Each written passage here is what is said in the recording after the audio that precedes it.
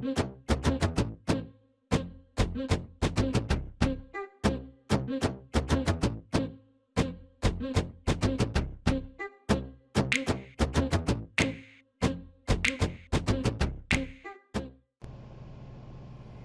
what's going on, guys? Recommend here, and today I just wanted to go over the Atomiswave, which was a machine that was basically the arcade counterpart to the Sega Dreamcast. Imagine it sort of like how the Neo Geo AES was back in the days. You know, when you had the Neo Geo in the arcade, and you can port, well, not even port, you can convert some of those games over to the Neo Geo CD because they were basically the same machine, just using different mediums. So the Atomiswave was, again, basically a Dreamcast, just have twice the VRAM and 4 times the audio RAM, but basically the guts were the same. It used cartridges instead of the GD-ROMs that the Dreamcast used. So that was one of the major differences. Because the Dreamcast was killed so early, the Atomiswave games were never really ported over to the Dreamcast, and because of that, Dreamcast owners lost out about somewhere between 25 to 30 games that they could have had at home. Some of them are amazing exclusives, like what you're seeing here, which is Dolphin Blue. It's a visually successor, or it's a spiritual successor to Metal Slug. And if you like Metal Slug, chances are you'll want to try this out because it's very similar. You do have a beautiful art style. You're blasting things co-op, and you do have 2 players who can shoot dolphins, ride dolphins, and shoot the enemies, and got a bunch of stages. The game is pretty awesome. Most people have been looking forward to this game in particular, and the fact that with Megavolt was able to convert this game to run on in Dreamcast is nothing short of an amazing miracle.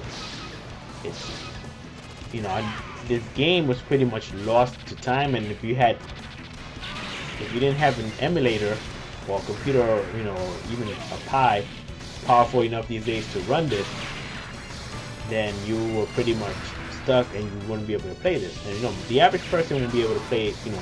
The average person is not going to be able to know how to use a Pi or set up an emulator on a computer.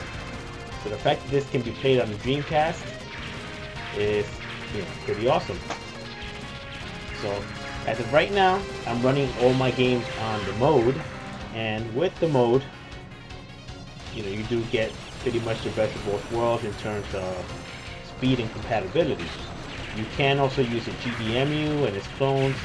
Many people have had luck using those. Apparently, some people have even had luck using the SD card loader. Though you'll have to look in the Dreamcast talk forums to see how to set up the games to be able to be played off the SD card. They may not run optimally, doing it that way.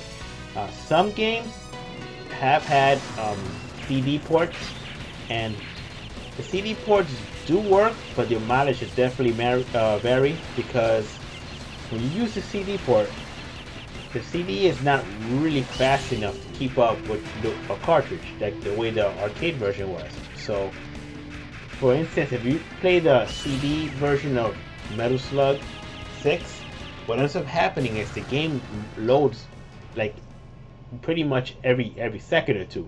So you get a huge stuttering experience, which is not the best way to play. Another game that was converted over to the CD format was King of Fighters 11. And you guys, please bear with me. I'm exhausted. I've been up all day working, and I kind of wanted to get this out there, and been capturing everything I got home. So King of Fighters 11 can be played by burning a CD. That one, there is some stuttering, but it's a lot more playable than Metal Slug. So some of you guys that don't have don't wanna mod your Dreamcast in any way and just want to kind of just play it stock off the CD, you have that option with KOF. I believe that's another game that's CD, but I'll link a thread below, and you can look up to see what your options will be, because that's going to keep changing. You do have YZB and Megavolt, and these guys are the ones that are converting most of these games, which is again amazing. And again, you're looking at Dolphin Blue here, which is the game that pretty much everybody wanted as soon as the word got out that Megavolt was converting these games over. So again, let me just let you guys know that these games are not being emulated. They are being run natively on the Dreamcast. The only thing that really changed was the fact that it's running or basically off of GD-ROM, or the Dreamcast. We have mode. The Dreamcast thinks it's running off of GD-ROM, but it's nothing else. They converted, if I remember correctly, it's the controller inputs and the medium. That's pretty much it for these. It sounds a lot simpler than it is, I'm sure, but the fact that it can be done is amazing, and the games are fantastic. For instance, again, Dolphin Blue here. Most people that were expecting this, pretty much blown away. Unfortunately, there's a problem right now. This is a very early version of it, and it only works until about stage 3.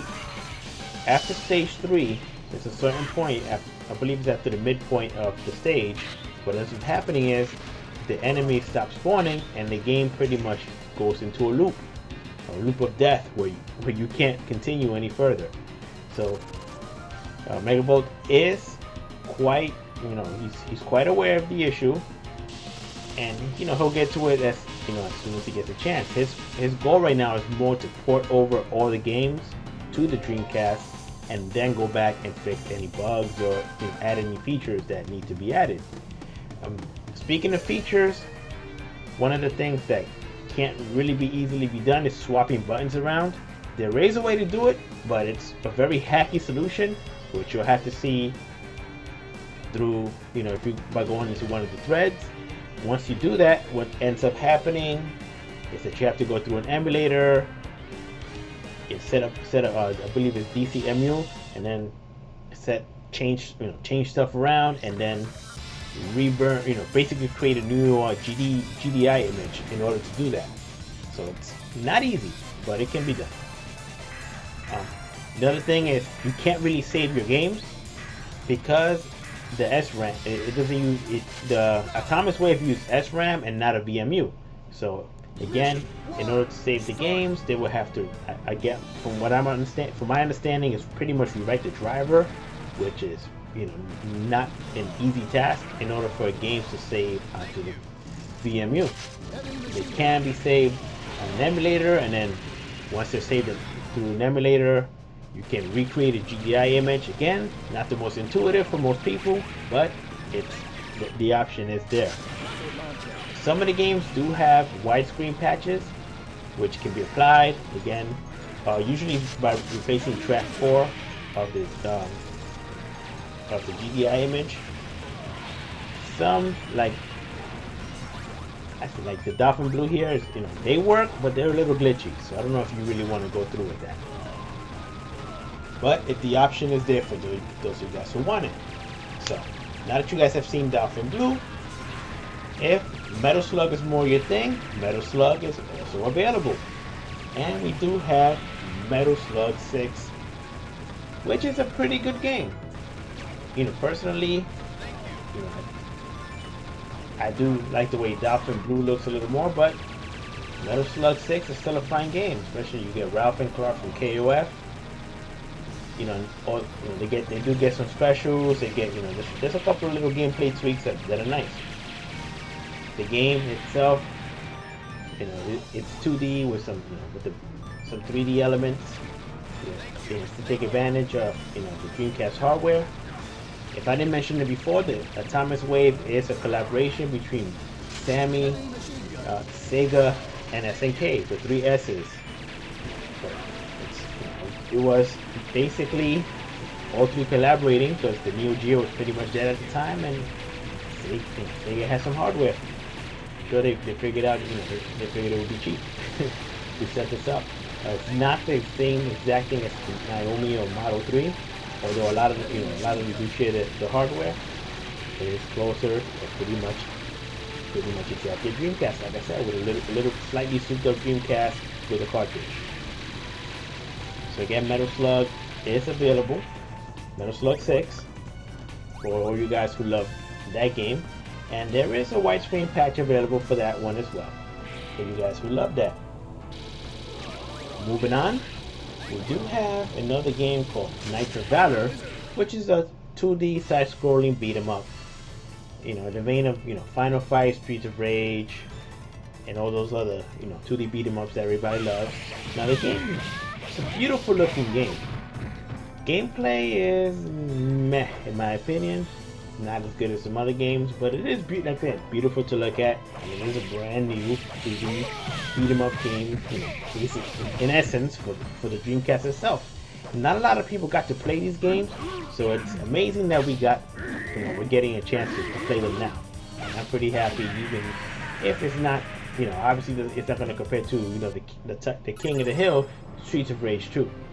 But you do get, the option to choose from a ton of characters, and it does seem to have a pretty deep story. You do have you have your special moves. Again, the artwork is beautiful. And I've noticed that about a lot of these ports, or conversions from the Atomiswave, is that they have some beautiful 2D artwork on the sprites. They're nicely animated 2D sprites with, pretty nice 3D backgrounds. So that's another game for you guys to check out. Another one is you have two King of Fighters games on here.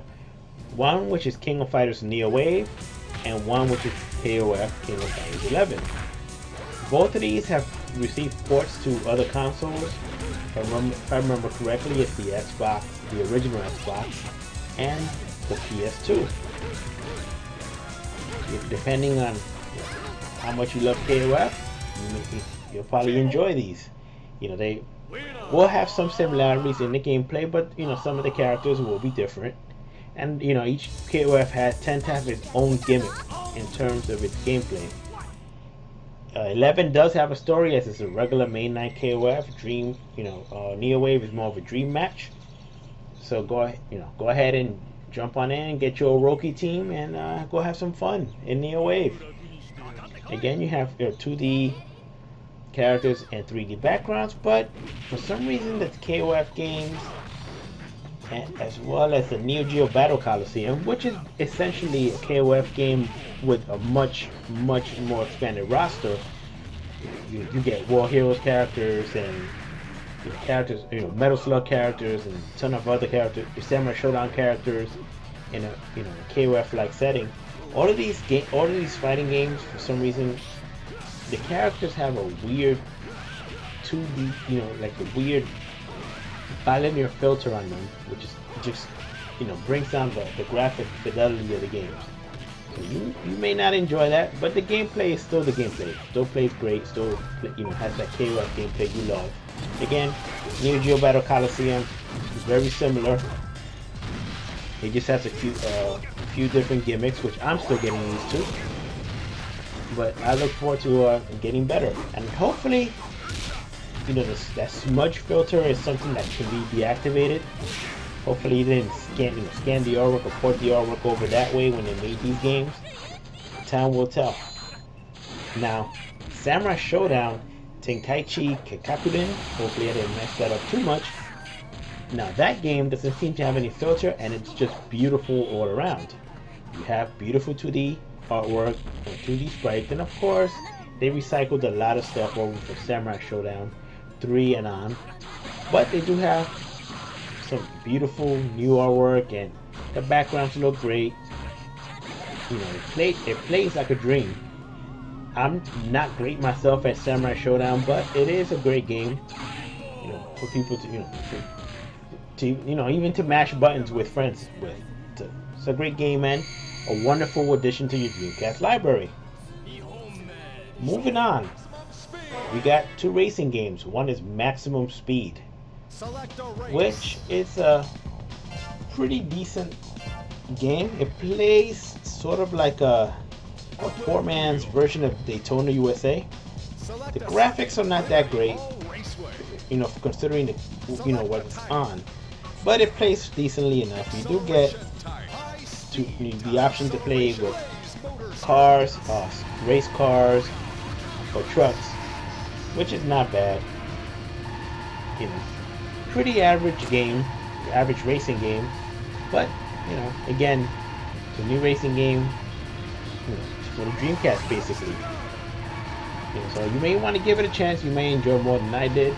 Again, it's a very arcadey racer that feels to me like a poor man's Daytona, but hey, it's new. Now this is second racing game called Faster Than Speed, which is kind of a strange name, but that one looks a little better than Maximum Speed. Doesn't play as good. It's not as tight, but it's a decent looking game. Again, doesn't look quite as good as other Dreamcast games like Metropolis Speed Racer, but it looks good enough, you know, especially for a new game on the Dreamcast. It kind of reminds me of the San Francisco Rush series. I don't know, just something about it. Maybe it's related. I haven't had time to really look it up. You know, this is not one of my meticulously researched videos or anything like I normally do. It's kind of a, you know, a play and talk here. And it's a decent enough looking game. You know, we're winning the awards. You know, for up to 4 players. Although, you know, I haven't had a chance to try multiplayer yet, but decent enough game. So, just covering these are the 9 new games as of, you know, the time of this video that will be, you know, accessible for your Dreamcast. Again, some can be played via burning a CD, although it won't be optimal. All of them can be played on mode and GDMU. Those are probably the best options if you have them. And some, with a little bit of tinkering around, can be played on the SD card loader. So it might be worth it for you if you have that to give it a shot. You got nothing to lose, right? So hopefully you enjoyed this video. Again, this is just, you know, off the top of my head. Sorry guys, no script tonight. This time is tight. But thank you if you've listened this far. And excuse any rambliness out of me tonight. Thanks again for watching. And this is Ray Command. Of course, give a chance to a lot of my other videos. See if you like those. And I'll see you guys next time.